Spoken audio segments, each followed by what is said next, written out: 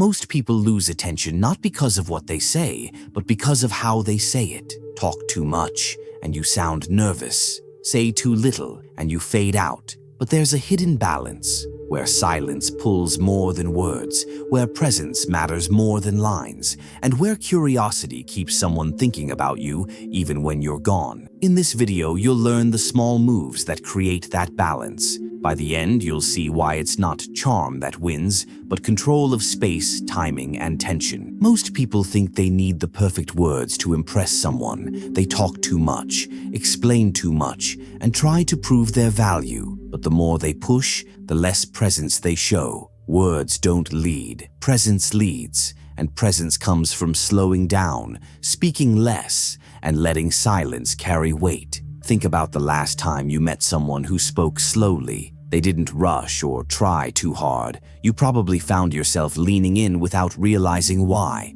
Now think about the guy who kept talking, stacking compliments, and explaining his whole life in 5 minutes. He wanted approval, and because he wanted it, he lost it. The difference isn't talent, looks, or luck. It's the way they handle tension. When you speak less, you create space. Space gives weight to what you say. Weight creates value, and value pulls people in. That's why silence is so powerful. Most people can't handle it. They feel the urge to fill the gap. But when you hold it, the other person feels it more than you do. They lean in, waiting for your next word. Here's an example. Instead of saying, "I really enjoyed meeting you. You seem nice and I'd love to hang out again if you're free sometime," just say, "Good time today," and stop. If she wants to see you again, she'll take it further. If not, you saved your energy. Either way, you spoke from presence. Another example, instead of saying, "Your dress looks amazing. The color really fits you,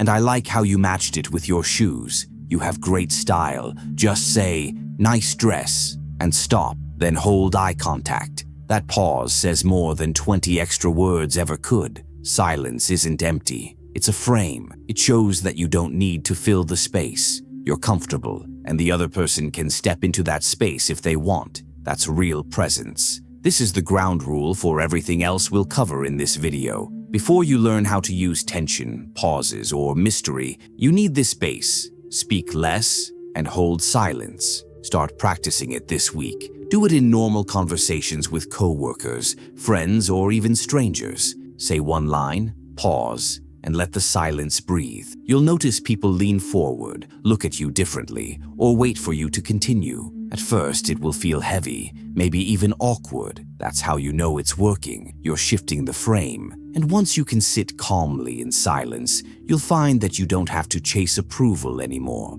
Others will feel drawn into your space. But what happens when silence feels too heavy, almost like pressure? Now I'll show you how to turn that pressure into pull without forcing or chasing. The real problem, neediness versus presence. If you've ever wondered why some people seem magnetic while others get ignored, the answer is usually neediness. Neediness is when you try too hard to be liked, approved, or chosen. It's when your words, actions, and energy all carry the same hidden message. Please see me as enough. The problem is that people sense this need right away. It shows in your tone, your body language, and even in how fast you respond. And once it shows, it makes the other person pull back.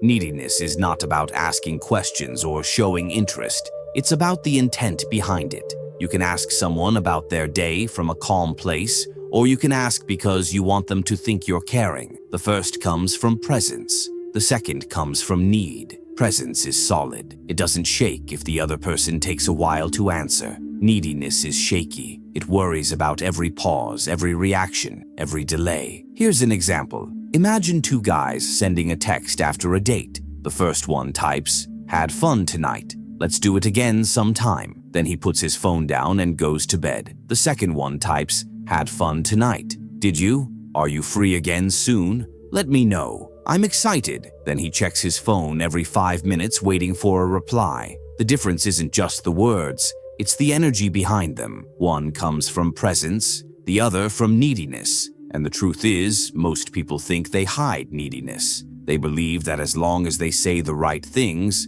no one will notice. But the energy always leaks out. People don't only hear your words, they feel your frame. If your frame is strong, they relax into it. If your frame is weak, they keep distance. So how do you move from neediness to presence? Start by noticing where you chase approval. Notice how often you explain yourself, how often you double text, how often you ask questions just to fill space. Then cut it back. Give space. Trust that silence and patience create more attraction than chasing ever could. This doesn't mean being cold. Presence is not about shutting down or ignoring someone. It's about standing solid in who you are. It's being able to show interest without leaning too far in. It's listening without trying to please. It's responding without rushing to prove yourself. Once you feel this shift, everything changes. You'll notice that conversations slow down. People will share more without you asking. They'll lean in because they sense you're not chasing them. And when you're not chasing, they feel your value. That's the real difference between neediness and presence. Presence doesn't try to be chosen. It already feels like a choice. But if presence is so powerful, how do you actually build it in daily talks? Now I'll show you a simple method that resets your frame fast. Comment if you're stuck on something. I'll answer. And don't forget to subscribe. There are more videos here that can help you, so check them out when you have time. Frame greater than words. Breath, pace, posture. Presence doesn't come from clever lines. It comes from the frame you hold. Frame means the way you carry yourself before you even speak. People sense it right away. If your frame is solid, your words feel heavier. If your frame is shaky, even smart words lose power. Think about posture first. When you stand tall with your shoulders back, your chest open, and your head level, you look calm. You don't have to fake confidence. Your body already speaks for you. Most people don't notice how much they shrink when they feel nervous. They hunch forward, cross their arms, or keep shifting around. All of these little signs tell the other person, you are not steady. Now think about breath. Breath controls energy. When you breathe fast and shallow, your voice speeds up and your mind races. People feel your nervous energy, but when you slow your breath, everything slows with it. Your words come out smoother, your pauses feel natural, and your energy becomes grounded. A simple trick. Before answering any question, take one slow breath through your nose, then speak on the exhale. It resets your frame. Pace is next. Nervous people rush. They want to finish their point before they're cut off. But rushing kills weight. Strong presence means speaking at a slower pace, not dragging, but measured. Think about a judge reading a verdict, or a teacher who has control of the classroom. They don't need speed. They use pace to show control. You can practice by recording yourself. Notice if you run through sentences, then cut your speed by half. At first it feels strange, but on the outside it sounds calm and steady. Your frame also shows in where your eyes go. Presence means you can hold eye contact without flinching, but also break it when you choose. Don't stare like a robot. Just meet the other person's eyes when you speak, then look away slowly when you're done. That small act shows that you're not seeking a reaction. You're simply sharing your frame. All these small cues, posture, breath, pace, and eye contact, send one big message. You are not chasing. You are already steady. You don't need approval. And because you don't need it, people feel it, and they lean into your presence. Try this in practice. Before you start a conversation, stand tall, take 2 slow breaths, and remind yourself not to rush. Even if you only speak a few words, they'll land harder. Over time, this becomes natural. You'll find that you don't have to force presence. It will flow from the way you carry yourself. And once you can hold frame, your words no longer need to carry all the weight. Your presence does the work for you. One's ego. Any questions? Write them in the comments. I read them. Remember to subscribe if you want more videos like this, and have a look at the other ones on my channel. Tension beats. Comfort before, after dialogues. Most people think comfort is the goal. They try to make the other person feel relaxed, safe, and always at ease. But comfort alone doesn't create attraction. Comfort builds trust, but too much comfort kills the spark. Attraction needs tension. Tension is what makes someone lean forward, wonder what's next, and feel the pull. Think about movies. If every scene is calm, you get bored. The best stories mix comfort with conflict, calm with tension. Human connection works the same way. Too much comfort feels flat. A little tension makes things alive. Here's where most people go wrong. They overshare, over-explain, and over-comfort. They keep saying, "I really like you. I'm lucky to be here. You're amazing." These words sound good, but they remove all tension. There's no edge, no curiosity left. The other person feels safe but not excited. Now let's see the difference with tension. Instead of saying, "I'm lucky to be here," you could say, "You've got an interesting vibe. I'm still figuring you out." Notice how that one line changes the frame. It doesn't reject. It doesn't chase. It creates a playful space where they want to know what you mean. That's tension. Another example, comfort talk. "I'll text you tomorrow. I can't wait to see you again." Tension talk. "We'll see what happens tomorrow." The first is safe.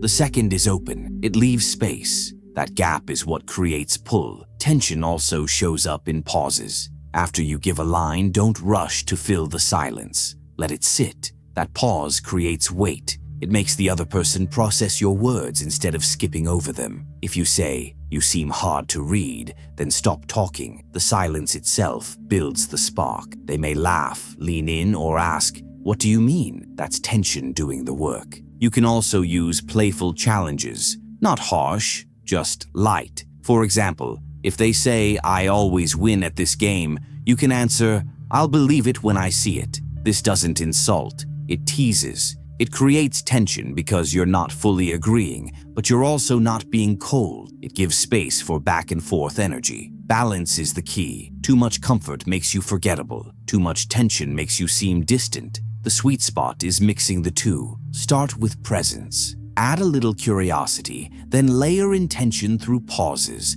playful lines, and light challenges. That's when the spark grows. When you master this, you'll notice that comfort builds safety, but tension keeps interest alive. Both are needed, but tension is what makes someone stay curious about you. Any questions? Write them in the comments. I read them. Remember to subscribe if you want more videos like this, and check out the other ones on my channel. The 7-second pause. One of the strongest tools you can use is silence. Not long silence that feels like ignoring, but short silence that creates weight. This is where the 7-second pause comes in. Most people rush to reply. The other person finishes speaking, and they jump in right away. They want to fill the space, prove they're listening, and keep the flow moving. But when you do that, you remove all tension. You give no time for your words to sink in. Now imagine this. You answer, then stop talking. You hold silence for 7 seconds. Not stiff silence,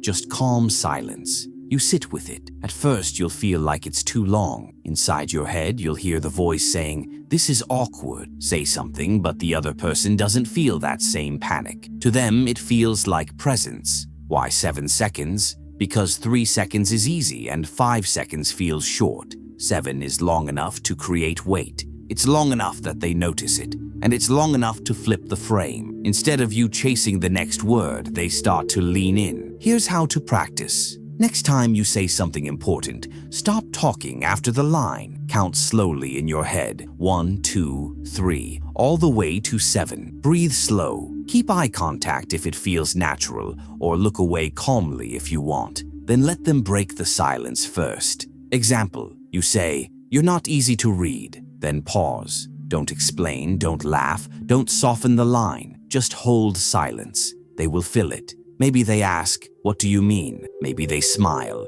Maybe they tease back. No matter what, the pause created pull. Another example, you're at dinner and they ask, "So what do you do?" Instead of rushing into a long explanation, you say, "I build things." Then pause. 7 seconds of calm silence. Most people can't resist. They'll ask, "Like what things?" That's when you decide what to reveal. You let curiosity grow instead of giving everything away at once. The pause also works when you want to reset the frame. If someone is testing you, teasing you, or giving short answers, don't chase. Say one line, then pause. The silence shows that you're not rattled. It gives you back control without needing to argue or push. At first, this will feel uncomfortable. That's normal. We're trained to fill space. But once you practice it, you'll see how powerful it is. The pause makes even simple words sound heavier. It makes people wait for you. It flips the flow so you lead without trying. The 7-second pause is not about tricks. It's about showing you're steady. And when you're steady, people trust you, listen more, and lean into your space. But silence alone is not enough. You also need to plant lines that stay open in the other person's mind. Now I'll show you the open loop technique. Words don't just land once. The strongest words stay in someone's mind long after you've said them. That's the point of open loops. An open loop is when you say something that doesn't close right away. It makes the other person wonder. It leaves space for them to think about you even when you're not there. Most people close everything too fast. They give the full answer, the full story, and the full explanation right away. That ends curiosity. Nothing is left hanging. Attraction fades because there is no reason for the other person to keep thinking about it. Here's an example of a closed loop. Someone asks, "What kind of music do you like?" You reply, "Mostly hip-hop and some jazz." That's it. The talk ends there. Now compare that with an open loop. They ask, "What kind of music do you like?" You reply, "Depends on the mood. I've got one song that I don't tell most people about." Then you stop. You don't explain. You just leave it there. Now their mind works. They'll wonder what song you mean. They might ask again later. They might think about it on their own. That's the pull of an open loop. Open loops can be small or big. A small loop is a line like, "You remind me of someone, but I can't place it." A big loop is when you tell half a story. For example, "I had the craziest thing happen last week. I'll tell you later." Then you move on. Both versions create the same effect. They make the other person lean in. They want the missing piece. This doesn't mean you should be vague all the time. Too many open loops can feel fake. The goal is balance. Mix clear answers with a few open loops. That way you build trust but also spark curiosity. Here's a way to practice. Next time you're in a conversation, choose one moment to leave space. Give half an answer. Say, "That's a long story," and move on. Notice how they react. Most of the time, they'll ask for more. That's when you know the loop is working. The open loop technique works best when paired with the 7-second pause from the last section. You drop the loop, then you stay silent. That silence multiplies the effect. It makes the loop echo in their head. The power of open loops is not about manipulation. It's about mystery. Mystery is rare today. Most people share everything online, answer every question instantly, and give away every detail. When you don't, you stand out. You show that your story has depth, and depth is what keeps people coming back. But once you plant curiosity, you can't be everywhere all the time. Now I'll show you how absence and re-entry make your presence even stronger. Absence and re-entry. Presence is powerful when you are in the room, but what happens when you leave? This is where absence becomes just as important as presence. Most people think the way to build attraction is by staying available all the time. They keep calling, texting, and checking in, but constant presence turns into noise. Absence is what gives weight to your presence. Think about a song you love. If it plays on repeat every hour, it loses its effect. You still like it, but it fades into the background. Now think about a song you only hear once in a while. Each time it plays, you pay attention. The space in between made it stronger. The same idea works with human connection. When you give space, you allow the other person to miss you, not by ignoring them or playing games, but by simply not flooding them with attention. A short absence makes your return feel fresh. It makes your words feel heavier again. Absence works best when it is natural. Maybe you are busy with work. Maybe you are spending time on your own hobbies. Or maybe you just don't send the first message every single time. The point is, you're not chasing, you're letting space breathe. Now here's the second part, re-entry. Re-entry is how you come back after the space. If you return with neediness, you ruin the effect. If you return with presence, you make the effect stronger. Re-entry can be as simple as one line that ties back to something earlier. For example, "That song we talked about popped up again today," or "You were right about that cafe, I passed by it again." These lines show that you paid attention, but they don't overreach. They reopen the loop. Another way to re-enter is with curiosity. Drop a thought that isn't fully explained, like, "You'd laugh if you saw what just happened to me." You don't need to tell the whole story right away. The line itself pulls them back in. Absence without re-entry feels like fading away. Re-entry without absence feels like chasing. Together, they create rhythm. Space makes your presence valuable. Re-entry reminds them why. You can practice this by pulling back on your normal habits. If you usually send long texts, send short ones and wait. If you usually rush to fill silence, hold it longer. Then when you come back, make it light and simple. Presence, pause, curiosity. That rhythm is what makes people feel pulled toward you even when you're not around. Attraction is not about constant noise. It's about timing, weight, and space. Absence and re-entry turn normal talks into something people remember. They wonder where you went, and they notice when you return. That is the final layer of presence. Presence, silence, tension, and timing. These pieces together create pull without chasing. Rewatch the parts you missed, try them out, and notice the shift. The real change starts when you practice. Thanks for watching. Subscribe for more, and drop a comment if you have questions. Like this video if it helped. Check my other videos for more. Next, I'll share simple ways to hold attention, create curiosity, and build presence in any talk.